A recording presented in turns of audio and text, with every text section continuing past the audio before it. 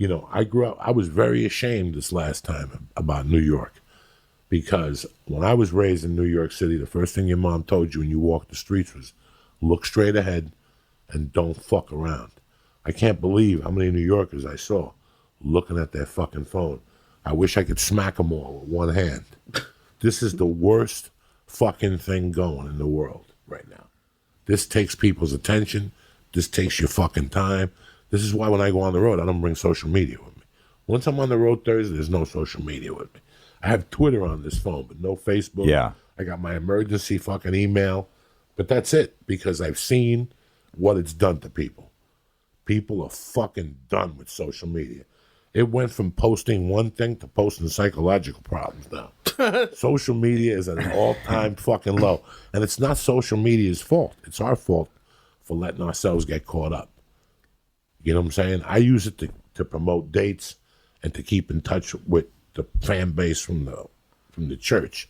I don't use it to tell fucking people my problems or your politics. Yeah, it's gone somewhere completely fucking different. Well, I think it's just people, that's where they're living their lives now. Like, a lot of people,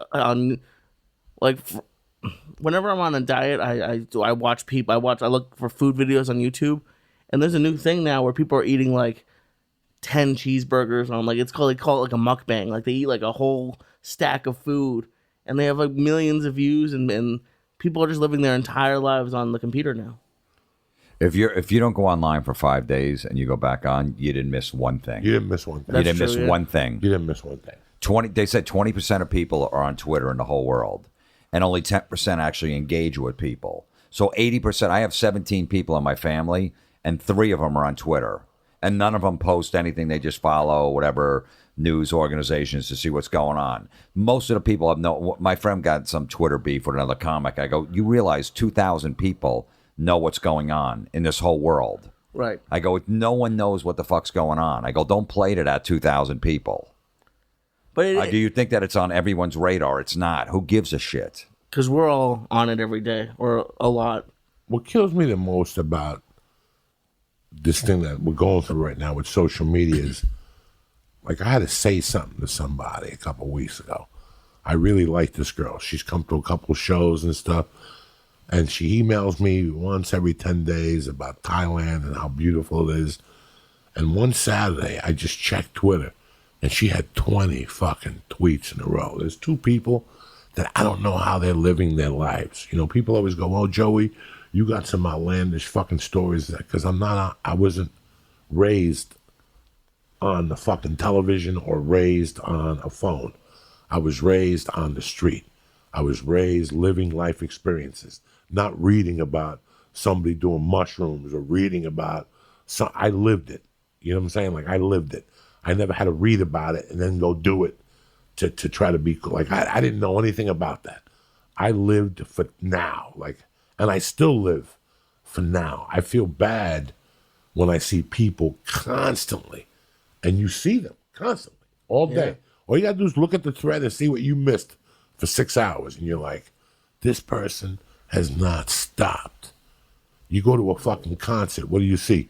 People with their phones up, taping. Why are you taping? What are you taping? What is it going to do for you? To show somebody at work? Why are you taping? Right. Why are you taping? You're not watching. You're not getting the full fucking experience. You're not fucking getting the full experience of what life is throwing at you. Put that fucking, this is the worst thing that they could have created for us. Yeah. This is the worst thing. It simplifies people. Nobody, I just stop with the text. If you text me, you might as well shoot yourself. You're not going to get nowhere. Don't text me because you're not going to get nowhere. It's over. I disconnected the fucking thing. It's over. I get certain fucking, it's over. Every day I shed more and more of the phone or social media. I'm down to Thursdays now. Right. I used to fuck around on Fridays. I eliminated Fridays because it's taken too much time. I noticed that it was taking, and it's not me. I see what it's doing to people. You're killing your life. You're not living your life. You're looking at something, and then you look down to post something stupid. Yeah. Something that has no value in our world or in your life at all. The other night I went somewhere to eat, and I was like, maybe I should take a picture. And I go, no. Why am I doing what everybody else does? Forget this shit. Yeah. I mean, I was trying to do a few weeks ago something on Instagram. The picture wouldn't fit, and I'm trying to shrink it down. I'm telling my friend, I go, and I'm like, what the fuck am I just wasted 25 minutes to try to shrink it because it doesn't fit on Instagram. I'm like, what am I doing in my life? Who gives a fuck if I post this or not?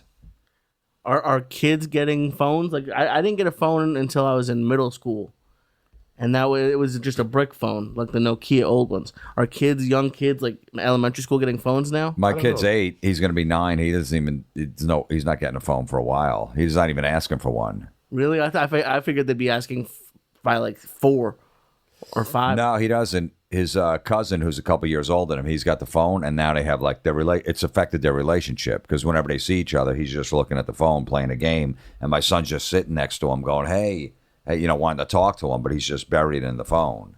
Yeah, no, I would be if I was a kid. I forced my daughter out of the house every day. Today it started drizzling. I still forced her out. I walked into the park myself for an hour and a half. I force her out. So there's no...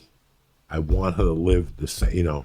I was talking to my wife last night about going to that fucking school where she goes to school at and saying that I want the kids to put together like a school newspaper. So they have to deliver papers. Each kid has to deliver a paper on their block. And you get the kids writing and going out. I think that a lot of people don't have that. I've noticed that a lot of the people that come on the podcast, the sharper people, have a paper route. I noticed that kids that had a paper route are sharper fucking kids because they had that contact with humans at a younger age. You know how to wheel and deal. One thing I noticed the last month especially is that adults are not slick anymore. What's that? You ever see that movie, The Town? The Town. Yeah, with Ben Affleck. Ben Affleck. Yeah. When he tells the cop, next time, don't take pictures down the corner from my house. Be slicker than a 5th grader, or whatever he said, slicker than whatever. This country has forgotten how to be slick. I see it from dealing with people. People aren't slick no more. They're not slick. My 6-year-old is slicker than most adults today. They don't know how to fit nothing in. They don't know how to wheel and deal. They don't know the counter. Like when I was a kid and I come to your door, do you want the Sunday paper? No. I use that paper route to sell all my shit. Like if I was a CYO basketball player, all right, if you don't want the Sunday paper, you're buying a fucking sticker. Right. And if you're not buying a sticker, you're buying something from me. And I'm going to torment you every day until you buy something from me. And when I realize you're not going to buy something from me, I'll put you on a list. And on Halloween, when we throw eggs, your house is going to get bombarded to the fuck. Yep. So you work people. You understood how to work people. I want my daughters to have that same thing.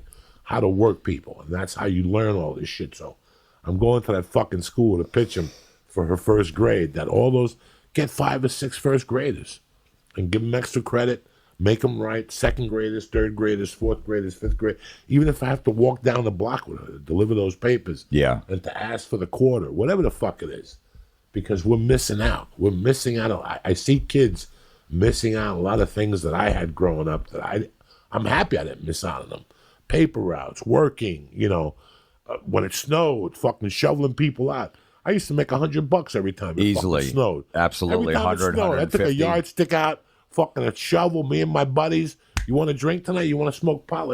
We would go knock out. on every door. Knock on doors. $20, $25, 30. We have forgotten that. These are unknown secrets, and people, when they hear this, they go, oh, I never thought of that, because you're not slick. We've lost that gift. It's like I was telling you before the podcast started, and we'll call my buddy Mike Duffy right now. Mike Duffy was the leader of that shit. I didn't even come up with it. I told you in 1976, for the 200th anniversary of the fucking whatever, we were down there walking around, and we saw a parking lot that was empty, and the restaurant was closed. So we borrowed a fucking bolt cutter from a cop. Like, we went up to a cop and said, can we borrow a bolt cutter? He was like, for what? He said, somebody tied my bicycle. The cop was looking at the Hudson River. We went and cut the fucking chain, and we charged $4 to park. Is it legal? No, it's not legal. But it's kids being slick. It's just kids being slick. And if you start at that age, how to flip a fucking buck, when you get older, you'll know how to be fucking slick. Kids today that have no paper route, they got no Quaaludes, they got no hits of acid. Yep. You have no way to learn about business at a young age, at 13 and 14. I'm not trying to be funny. I'm telling you the honest to God truth. You don't understand the value of $1, how to buy something for $2 and sell it for $4, whatever the fuck it is. When I was a kid, I sold everything. I remember getting on a plane one time with my mother and stepfather going to Puerto Rico. And in first class, they used to give you shampoos and hand creams. And me sitting there going, I took a puke bag and I put all the perfumes because I would sell them on Broadway. Right. Like, I was that much of a fucking mensch when I was a fucking kid. When I was shooting that movie in Jersey, we had to shoot in a banquet hall, and I was sitting in one of those Hollywood chairs, and I was looking up, and they had chandeliers, and they were like little gems. And I remember being a kid going somewhere and stealing the fucking gems off the chandelier, thinking they were diamonds, and selling them on Broadway, and people telling me to get the fuck out of there. It was the heart that mattered. I always was a wheeler dealer. I don't know if you get that from being from Jersey. I don't know what the fuck. When I moved to Jersey, those kids made a mint. They stole something every day. The common denominator, we would go to Sea Caucus and cut punks. Those things that you light on fire in your backyard to kill the mosquitoes. I mean, we even went that far. We always were looking to make $1 every fucking day. We did something. What the fuck are you giggling about? Nobody... Why did you like him? What did he do? He did an error. I knew a second ago, but now keep going from where you told it, because then You know that little forehead you got?